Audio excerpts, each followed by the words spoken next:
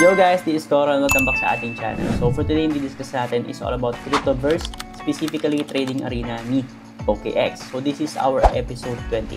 So yun guys, so as you can see, ito yung kanilang Cryptoverse trading arena and specifically trading arena. If you want to go here, just click Discover, and under Discover, merong Cryptoverse tapos trading arena. Ayan, as you can see, ito yung trading arena. Tapos under trading arena, makikita mo yung mga ongoing nila. So for example, meron silang ended na, which is itong tatlo. TST trading competition, meron sila ditong up to $31,000 na TST. Tapos Shell, meron din sila. Tapos DOOD, I think under to kay Doodles, no?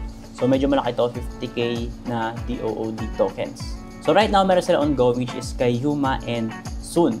So for example, ito si Soon, as yung nakalagay naman dito kung hanggang kailan pa tong trading competition. So 7 days, 4 hours pa to bago siya mag-end. So pwede ka mag-join dito, just go to this link. Tapos pwede ka dito. So if ever mahilig ka mag-trade, tapos tinitrade mo si Soon. So for example, kasi nga bagong token siya, medyo volatile. Mas malaki yung reward dito pagka nagtitrade ng ganito. And at the same time, malaki yung risk.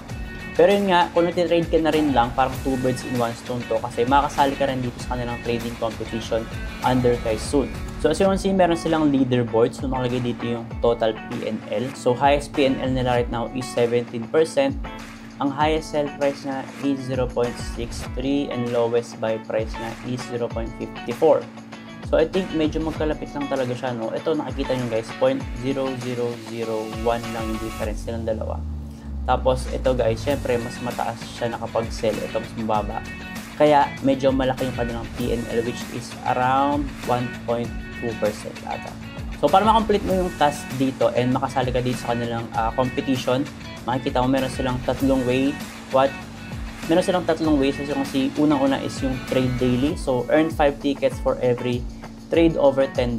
So for example, nag-trade ako ng $15, meron akong 5 tickets ngayon. Tapos may maximum cap lang siya na 25 tickets per day. So for example, meron pa tayong 7 days. So 25 times 7, yun pa yung pwede nyo makuha ngayon dito na tickets. So mind you guys, na trade lang to. So if ever wala kang loss dito, baka fees ka lang magbabayad. Next naman natin guys is yung refer friends. So earn 5 tickets. Pwede ka mag-earn ng tickets din kapag nag-refer ka ng mga friends mo dito. So syempre, share mo yung campaign. So para pag share mo to, tsaka lang makakapag-refer ng friends mo. So, pwede ka rin maka-earn ng tickets dito just by sharing their campaign. So next guys is yung Yuma. So unlike Soon, ito is medyo matatapos na siya. So 3 days and 8 hours na lang to. As you can see, same lang naman kung paano makaka-earn dito ng tickets. Tapos ito yung kanilang current leaderboard. So para saan maganda itong Cryptoverse ni OKX, lalo na kapag nagka-trade ka talaga, I suggest, tignan nyo muna to bago kayo mag-trade. Para at least yun nga, no, maka 2 birds in 1 stone kayo. Kasi if ever, for example, gusto nyo i-trade talaga si Soon or si Yuma, at least makasali ka dito sa kanilang trading competition. So I think yun lang guys para sa kanilang trading arena. For our next episode, we'll be discussing about their Cryptopedia. So if ever gusto mong malaman kung paano yun or ano yun, stay tuned and syempre panoorin yung ating next video.